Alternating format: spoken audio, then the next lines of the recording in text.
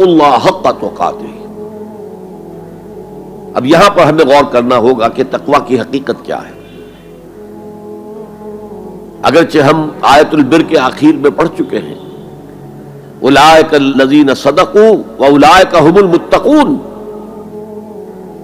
وہاں پر وہ ایک حیولہ، ایک شخصیت، ایک کردار وہ ہمارے سامنے آ چکا ہے، متقی کون ہوتا ہے.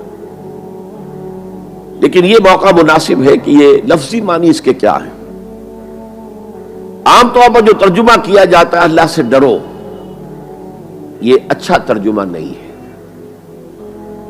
اور چونکہ اکثر و بیشتر لوگوں نے یہی ترجمہ کیا ہے، قرآن میں بار بار آتا ہے اتقوا اللہ اتقوا اللہ اتقوا اللہ، تو عیسائیوں کو یہ کہنے کا موقع ملا کہ قرآن زیادہ اللہ کے خوف پر زور دیتا ہے، جبکہ مسیح نے اور جو بائبل ہے وہ اللہ کی محبت پر زور دیتی ہے. اعتراض کرنے کا انہیں موقع مل گیا. خوف کا لفظ قرآن کا خود عربی زبان کا لفظ ہے، قرآن مجید میں بھی آیا ہے فلا تخافوہم وخافونی، تم ان سے نہ ڈرو، اپنے دشمنوں سے نہ ڈرو، مجھ سے ڈرو. خوف کا لفظ بھی ہے. یخافون یوما تتقلب فیہ القلوب والابصار، وہ ڈرتے رہتے ہیں اس دن کے تصور سے جس دن کے نگاہیں اور دل الٹ جائیں گے، قیامت کا دن، حشر کا دن. تو خوف کا لفظ قرآن میں ہے، عربی زبان کا لفظ ہے. تقوی کے معنی خوف نہیں ہے. تقوی کے لفظی معنی بچنا. دیکھیے وقایقی، وقایتن اسے کہتے ہیں ثلاثی مجرد، اس میں معنی ہے وقایقی وقایتن کے کسی کو بچانا. اور آپ بڑی آسانی سے یاد رکھ سکیں گے کہ جو ہماری دعا ہے، جو سورہ بقرہ میں حج کی دعاؤں کے ضمن میں اہم ترین دعا کی حیثیت سے مذکور ہے، ربنا آتنا فی الدنیا حسنۃ وفی الآخرۃ حسنۃ وقنا عذاب النار، وقنا عذاب النار، اے اللہ ہمیں بچا آگ کے عذاب سے. تو وقایقی وقایتن کے معنی ہے کسی کو بچانا. باب افتعال میں یہ بنا ابتقاء، اور واو اور تا یہ جڑ گئے، اتقا اتقا. اتقا معنی خود بچنا، بچنا اللہ کی نافرمانی سے، بچنا اللہ کی ناراضگی سے. ایک بچنا آؤٹ آف لو ہوتا ہے، out of reverence, out of respect. ایک سلیم الفطرت بیٹا چاہے گا کہ میں کوئی ایسی حرکت نہ کروں کہ میرے والد کو اس سے دکھ پہنچے، یہ بھی بچنا ہے. ظاہر بات ہے کہ والد کا خوف نہیں ہے اسے، یہ اس کی روش آؤٹ آف لو ہے. والذین آمنوا اشد حبا للہ، جو لوگ صاحب ایمان ہیں وہ شدید ترین محبت کرتے ہیں اللہ کے ساتھ. بلکہ ہم نے جو حقیقت جہاد کا مضمون جو ہے اس پر غور کیا، اس کے ضمن میں ایک آیت جو بڑی عظیم آیات میں سے قرآن کے، قُلْ إِنْ كَانَ آبَاؤُكُمْ وَأَبْنَاؤُكُمْ وَإِخْوَانُكُمْ وَأَزْوَاجُكُمْ وَعَشِيرَتُكُمْ وَأَمْوَالٌ اقْتَرَفْتُمُوهَا وَتِجَارَةٌ تَخْشَوْنَ كَسَادَهَا وَمَسَاكِنُ تَرْضَوْنَهَا أَحَبَّ إِلَيْكُم مِّنَ اللَّهِ وَرَسُولِهِ وَجِهَادٍ فِي سَبِيلِهِ فَتَرَبَّصُوا حَتَّى يَأْتِيَ اللَّهُ بِأَمْرِهِ وَاللَّهُ لَا يَهْدِي الْقَوْمَ الْفَاسِقِينَ. اے نبی ان سے کہہ دیجئے کہ اے لوگو، اگر تمہیں اپنے باپ اور اپنے بیٹے اور اپنے بھائی اور اپنے زوج، مرد کے لیے بیوی، بیوی کے لیے شوہر، اور اپنے رشتہ دار اور اپنے وہ مال جو تم نے بڑے محنت سے جمع کیے ہیں، اور اپنے وہ کاروبار جن میں کساد کا، سرد بازاری کا تمہیں خوف لاحق رہتا ہے، مندہ نہ ہو جائے، اور تمہارے وہ مکان جو تمہیں بہت محبوب ہیں، بہت سجایا ہے، بہت عمدہ فرنش کیا ہے، اعلیٰ ترین مکان بنایا ہے، اگر یہ 8 چیزیں زیادہ محبوب ہیں اللہ سے اور اس کے رسول سے اور اللہ کی راہ میں جہاد سے، فتربصوا، جاؤ، بیٹھے رہو، دفع ہو جاؤ، منتظر رہو، حتی یاتی اللہ بامرہ، یہاں تک کہ اللہ اپنا فیصلہ سنا دے. واللہ لا یہدی القوم الفاسقین، اللہ ایسے فاسقوں کو ہدایت نہیں دیتا. تو در حقیقت یہ اللہ تعالیٰ کی محبت کے تحت ہے کہ اللہ اور اللہ کے ساتھ جو عہد وفا استوار کیا ہے، ایاک نعبد و ایاک نستعین، کہ آدمی پھونک پھونک کر قدم رکھے، کہیں میں اللہ کی کسی حد سے تجاوز نہ کر جاؤں، اللہ کی قائم کردہ کسی حد کو پھلانگ نہ جاؤں،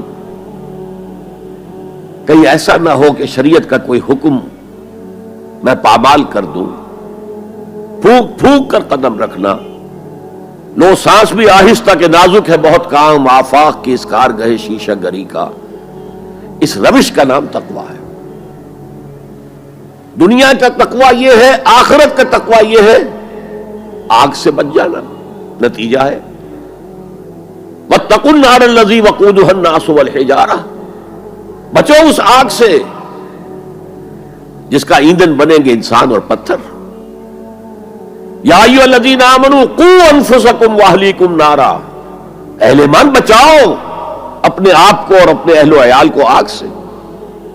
تو دنیا کا تقویٰ اور آخرت کا تقویٰ یہ ہے تقویٰ کے لفظی معنی. بلکہ اس میں اضافہ کروں کچھ. ایک دفعہ حضرت عمر فاروق رضی اللہ تعالی عنہ کی مجلس شورا میں یہ بحث چل نکلی تقویٰ کسے کہتے ہیں، ہاؤ ٹو ڈیفائن تقویٰ. سب حضرات نے اپنی اپنی رائے دی. حضرت ابی بن کعب رضی اللہ تعالی عنہ ایک انصاری صحابی ہیں جن کے بارے میں حضور نے فرمایا ہے کہ اقرأہم ابی بن کعب،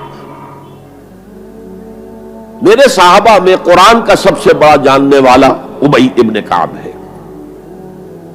وہ خاموش بیٹھے ہوئے سن رہے تھے باتیں. حضرت عمر نے خاص طور پر کہا ابی آپ نے کچھ نکاح فرمائے. اب انہوں نے کہا کہ امیر المومنین دیکھیے اگر کبھی آپ کو کسی ایسے جنگل میں سے گزرنا پڑے جس میں کوئی پگڈنڈی نہیں ہے، بڑی اونچی اونچی گھاس ہے اور قدم قدم پر خاردار جو ہیں جھاڑیاں ہیں، تو آپ کیسے گزریں گے؟ جسے میں بار بار کہہ رہا ہوں پھونک پھونک کر قدم رکھنا. دیکھ لو کہیں اس گھاس کے اندر یہاں کوئی سانپ جو ہے وہ کنڈلی مارے بیٹھا ہو، تمہارا پاؤں سانپ پر جا پڑے، یا کسی اور موذی جانور کے بل میں پاؤں جا پڑے، یا کہیں تمہارے کپڑے جو ہے وہ کسی جھاڑی کے کانٹوں میں الجھ جائیں. بچ بچ کر نکلنا یہ تقویٰ ہے. یہ زندگی ایک سفر ہے، ہماری منزل آخرت ہے. جیسے حضور نے فرمایا انما الدنیا خلقت لکم وانتم خلقتم للآخرہ، یہ دنیا تمہارے لیے بنائی گئی ہے، تمہارے لیے برتنے کا سامان ہے، لیکن تمہیں آخرت کے لیے بنایا گیا ہے، یہ تمہارا گھر نہیں ہے. تو یہ ہے تقویٰ. اور تقویٰ کی تعلیم قرآن مجید میں اتنی شد و مد کے ساتھ آئی ہے، اتنی شد و مد کے ساتھ آئی ہے، ایک ایک آیت میں دو مرتبہ. سورۃ النساء کی پہلی آیت یا ایھا الناس اتقوا ربکم الذی خلقکم من نفس واحدۃ وخلق منها زوجها وبث منهما رجالا کثیرا ونساء واتقوا اللہ الذی تساءلون به والارحام ان اللہ کان علیکم رقیبا. ایک آیت میں دو مرتبہ تقویٰ کا حکم. اے لوگو، اے بنی آدم، اپنے اس رب کا تقویٰ اختیار کرو جس نے تمہیں ایک جان سے بنایا، اسی سے اس کا جوڑا بنایا اور ان سے کثیر تعداد میں مردوں اور عورتوں کو زمین میں پھیلا دیا. یہ 600-650 کروڑ جو انسان آج دنیا میں ہے، یہ سب کون ہے؟ آدم اور حوا کی نسل سے ہیں. پھر اسی آیت میں دوبارہ واتقوا اللہ الذی تساءلون به والارحام، تقویٰ اختیار کرو اس اللہ کا جس کا ایک دوسرے کو واسطہ دیتے ہو. کوئی سائل مانگتا ہے تو اللہ کے نام پر مانگتا ہے. تم بھی جا کر اپنے کسی عزیز سے یا دوست سے کہتے ہو کسی کام کے لیے بھائی یہ کام بہت ضروری ہے اللہ کے لیے جلد از جلد اس کام کو کر دو، واسطہ اللہ کا. یا جیسے کہ سورہ حشر میں ایک آیت میں دو دفعہ یا ایھا الذین آمنوا اتقوا اللہ ولتنظر نفس ما قدمت لغد واتقوا اللہ ان اللہ خبیر بما تعملون. اے ایمان والو، اللہ کا تقوی اختیار کرو اور دیکھو کل کے لیے کیا بھیج رہے ہو آگے. تمہارے اعمال جو جا رہے ہیں جمع ہو رہے ہیں تمہارے نامہ اعمال میں, وہ اعمال کون سے ہیں, اچھے ہیں یا برے ہیں؟ اور اللہ کا تقوی اختیار کرو اور دیکھو جان لو وہ تمہارے اعمال سے باخبر ہے, بے خبر نہیں ہے. تاہم یہ الفاظ جو ہے میرے نزدیک قرآن مجید میں تقوی کی تاکید کے اعتبار سے انتہائی مؤکد مقام ہے. جیسا کہ میں نے عرض کیا صحابہ گھبرا گئے, حضور اللہ کے تقوی کا حق کون ادا کر سکتا؟ پھر جب سورہ تغابن کی آیت نازل ہوئی تو ان کی جان میں جان آئی. وہاں فرمایا گیا فاتقوا اللہ ما استطعتم, اللہ کا تقوی اختیار کرو جتنا بھی تمہارے حد استطاعت میں ہے, امکانی حد تک اللہ کا تقوی اختیار کرو. پھر جان میں جان آئی. آدمی اپنے مقدور بھر اپنی ہمت کے مطابق تو کام کر سکتا ہے, لیکن اللہ کا حق ادا کرنا